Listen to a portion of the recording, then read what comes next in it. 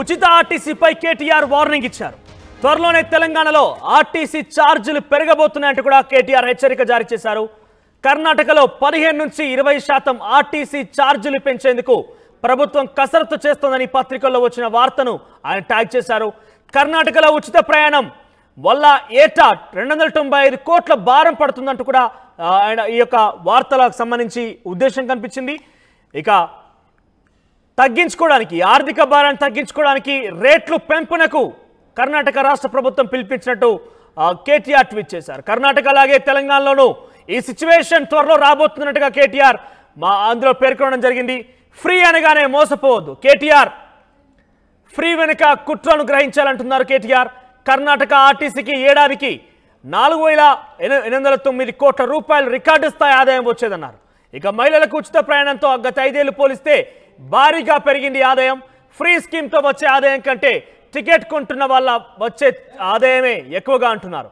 ఇక మహిళల ఫ్రీ స్కీమ్తో 2,404 కోట్లు వస్తే టికెట్ కొనే వాళ్ళ వల్ల 2,764 కోట్ల ఆదాయం వచ్చిందన్నారు. ఇక భార్యకు ఫ్రీ ఇచ్చి భర్త పిల్లల నుంచి అధిక ఛార్జీలు వసూలు చేయబోతున్నారనే విమర్శలు కూడా ఆయన గుప్పించిన పరిస్థితి కనబడుతుంది. ఒకసారి కేటీఆర్ చేసిన ట్వీట్ చూద్దాం. కేటీఆర్ ట్విట్టర్ వేదికగా కర్ణాటకకు సంబంధించి ఆర్టీసీ విషయంలో నిప్పులు కురిశారు. తర్వాత తెలంగాణలో కూడా ఇదే సిచ్యువేషన్ రాబోతున్నట్టుగా చెప్పారు ఆయన. Remember, when someone says it's free, they are taking you for a ride. There is always a heavy price for anything that you are told is free. The day is not fair when Telangana RTC will also follow in the footsteps of Karnataka and increase bus fares. అంటే తెలంగాణ రాష్ట్రంలో కూడా కర్ణాటక తరహాలోనే బస్సుల ఛార్జీలు పెంపు జరగబోతోంది. So ఇదే తరహాలో కూడా తెలంగాణ రాష్ట్రంలో ఉండబోతున్నట్టుగా ఆయన ట్వీట్లో పేర్కొన్నారు. కర్ణాటక రాష్ట్రం ఒకప్పుడు సుమారుగా 4,000 కోట్ల ఆదాయాన్ని ఆర్జించినట్టుగా చెప్పారు. అయితే 2,700 కోట్ల రూపాయలు సుమారుగా భర్త మరియు పిల్లల ద్వారానే వాళ్ళు వసూలు చేసినట్టుగా కర్ణాటక ఆర్టీసీ సంబంధించిన ఒక వార్త పెద్ద ఎత్తున వైరల్గా మారింది. సో దీంతో కేటీఆర్ ట్వీట్ చేశారు. తెలంగాణలో కూడా ఛార్జీలు పెరగబోతున్నాయి, ఛార్జీల మోత ఉండబోతున్నట్టుగా ఆయన ట్విట్టర్ వేదికగా ఈ విషయాన్ని వెల్లడించారు. మధుతో పాటు జాయిన్ అవుతున్న ప్రతినిధి మధు. మధు, సో తెలంగాణలో కూడా ఆర్టీసీ ఛార్జీల పెంపు విషయంలో కేటీఆర్ ఒక హెచ్చరిక జారీ చేశారు. ఆయన తెలంగాణలో కూడా ఆర్టీసీ ఛార్జీలు పెరగబోతున్నట్టుగా చెప్పడం జరిగింది. సో నిజానికి ఆ పరిస్థితుల్లో తెలంగాణ రాష్ట్రంలో ఏం చెప్తున్నారు అధికారులు, అంటే ఆర్టీసీ యొక్క ఆదాయం ఏ రకంగా ఉంది?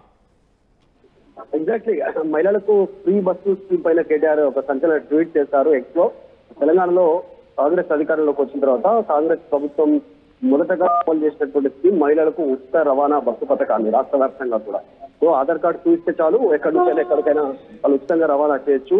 ఏదైతే ఫ్రీ అనేటువంటి మాట చెప్పి ప్రభుత్వం కానీ ఇంకెవరైనా సరే ఫ్రీ అనేటువంటి మాట చెప్పారంటే దాని వెనకాల మీకు భారం పడనుంది అనేటువంటిది కేటీఆర్ ట్వీట్ అంతరార్థం. ఫ్రీ బస్సు పథకం ఇంప్లిమెంట్ తర్వాత అట్లాగే సేమ్ కర్ణాటకలో కేఎస్ఆర్టీసీ భారీ నష్టాలు చవిచూస్తా ఉంది. గత 3 నెలలకు పైగా ఆందోళనలో ఉన్నారు ఆర్టీసీ సంబంధించినటువంటి ఉన్నతాధికారులు. రోజు ప్రతి నెల 295 కోట్ల భారీ లాస్ లో కేఎస్ఆర్టీసీ నడుస్తుంది. అక్కడ కూడా కేఎస్ఆర్టీసీలో కూడా ఉచిత బస్సు ప్రయాణం ఉంది మహిళలందరూ కూడా.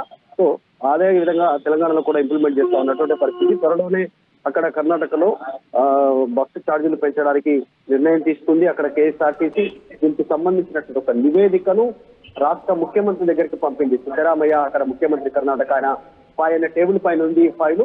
ఆయన ఓకే చేస్తే 15 నుంచి 20% ఛార్జీలు పెంచడానికి కేఎస్ఆర్టీసీ రంగం సిద్ధం చేసుకుంది. సో అదే విధంగా సేమ్ తెలంగాణలో కూడా త్వరలోనే ఇంప్లిమెంట్ చేయనున్నారు ఛార్జీలకు సంబంధించి హైక్స్. ఇక్కడ మహిళలకు ఉచిత రవాణా ఇస్తూనే పురుషుల పైన భారం పడుతుంది. ఇది ప్రజలు గమనించకపోవడం వల్లనే ఇలా ప్రభుత్వాలు ఇలా చేస్తున్నాయంటూ ఆయన ట్వీట్ వేదికగా దీనికి సంబంధించి చెప్పే ప్రయత్నం చేస్తారు. ఉచితం అని మీకు ఎవ్వరు చెప్పినా సరే దాని వెనకాల భారీ ధర మీరు చెల్లించాల్సి ఉంటుంది, భారీ భారాన్ని మీరు చవిచూడాల్సి ఉంటుంది అనేటువంటిది ఆయన హెచ్చరించారు. కర్ణాటకను త్వరలోనే ఫాలో కాబోతుంది తెలంగాణలో కూడా త్వరలో బస్ ఛార్జీలు పెరగనున్నాయి అనేటువంటిది ఆయన ట్వీట్ సారాంశంగా ఆయన రాష్ట్ర ప్రజలకు హెచ్చరించారు ట్వీట్ ద్వారా. మనోజ్. మధు, ఒకసారి మీరు హోల్లో ఉండండి. అయితే తెలంగాణ రాష్ట్ర వ్యాప్తం కూడా బస్ ఛార్జీల పెంపు అనే విషయాన్ని కేటీఆర్ ట్వీట్ చేశారు. అయితే ఈ విషయం కనుక మనం పరిశీలిస్తే కర్ణాటక రాష్ట్రంలో సుమారుగా 4,800 కోట్ల రూపాయలు అక్కడ ఆర్టీసీకి ఆదాయం వస్తోంది.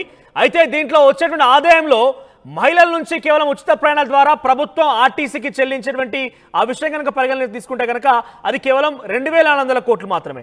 అదే మగవారు ఎవరైతే బస్సు టికెట్ ధర చెల్లించి ప్రయాణిస్తున్న వారి సంఖ్య, ప్రయాణిస్తున్న వారి యొక్క ఆదాయం కనుక పరిశీలిస్తే 2,800 కోట్లుగా ఉంది. అంటే ఉచిత ప్రయాణం కంటే కూడా టికెట్ తీసుకొని ప్రయాణించేటువంటి వారి నుంచే అధికంగా ఆదాయం వస్తుంది. అయితే ఇక్కడ చాలా క్లియర్గా ఒక చిన్న థిన్ లైన్ ఉంది. ఏంటంటే ఆదాయం ఎక్కువగా టికెట్ కొనేవారి నుంచే వస్తుంది అన్నప్పుడు డెఫినెట్గా ఆ ఛార్జీలు పెంపు చేశారు అనే విషయాన్ని కర్ణాటక రాష్ట్ర ప్రభుత్వాన్ని అక్కడ తీరును ఉద్దేశిస్తూ కేటీఆర్ ట్వీట్ చేశారు.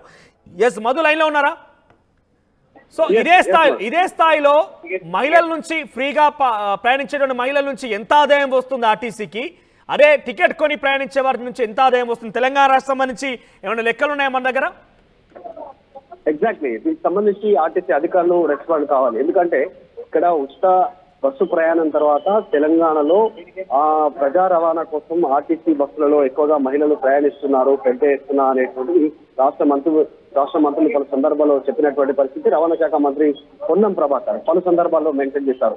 ఇన్ని కోట్ల మంది ఈ నెలలో ఇంత మేర బస్సు ప్రయాణాన్ని ఉపయోగించుకున్నారు ఉచిత రవాణా ద్వారా అనేటువంటిది స్టేట్మెంట్ చేస్తా ఉన్నారు. కాకపోతే ఆర్టీసీకి సంబంధించినటువంటి విషయంలో ఇప్పుడు ఇంకా ప్రభుత్వంలో విలీనం కాలేదు. విలీనం దిశగా గత ప్రభుత్వం నిర్ణయం తీసుకుంది ఆర్టీసీ, కానీ పూర్తిగా విలీనం కాలేదు. ఇప్పుడు కార్పొరేషన్ సంబంధించినటువంటి దాంట్లోనే ఉంది కాబట్టి ఆర్టీసీ కార్పొరేషన్ లోనే ఉంది. ఈ ఉచిత ప్రయాణానికి సంబంధించినటువంటి డబ్బులన్నీ రాష్ట్ర ప్రభుత్వం చెల్లించే అవకాశం ఉందా? మరి వచ్చేటువంటి ఈ ఆదాయానికి సంబంధించి మరి రాష్ట్ర ప్రభుత్వం ఇవ్వనుందా ఆర్టీసీకి? ఉచిత మహిళలు టికెట్ల ద్వారా ఏదైతే టికెట్లు కూడా కౌంట్ చేస్తా ఉన్నారు, టికెట్ల ద్వారా ఎంతమంది ప్రయాణం చేస్తున్నారు అనేటువంటి. కాబట్టి చూడాలి రాష్ట్ర ప్రభుత్వం ఎలాంటి నిర్ణయం తీసుకుని ఆర్టీసీ ఛార్జీలు పెంచడానికి నిర్ణయం తీసుకుంటుందా తెలంగాణలో లేదా తెలియదు. కానీ ఇప్పటి వరకైతే ఆ తెలంగాణ ఆర్టీసీ రెస్పాండ్ కాలేదు. కేవలం కేఎస్ఆర్టీసీకి సంబంధించినటువంటి అంశాన్ని ప్రస్తావిస్తూ కోర్టు చేస్తూ కేటీఆర్ ట్వీట్ చేశారు. ఉచితమన్నా ఎవరు మాటన్నా కూడా అది ఖచ్చితంగా మీ పైన భారం పడుతుంది, కానీ ప్రజలు గమనించాలి.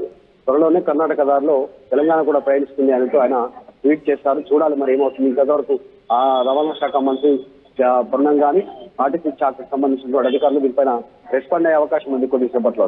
రైట్ మాధు, ఇక ఓవరాల్ గా ఆర్టీసీకి సంబంధించిన అంశం బ్రేకింగ్ చూస్తున్నారు మీరు. కేటీఆర్ ట్వీట్ చేశారు.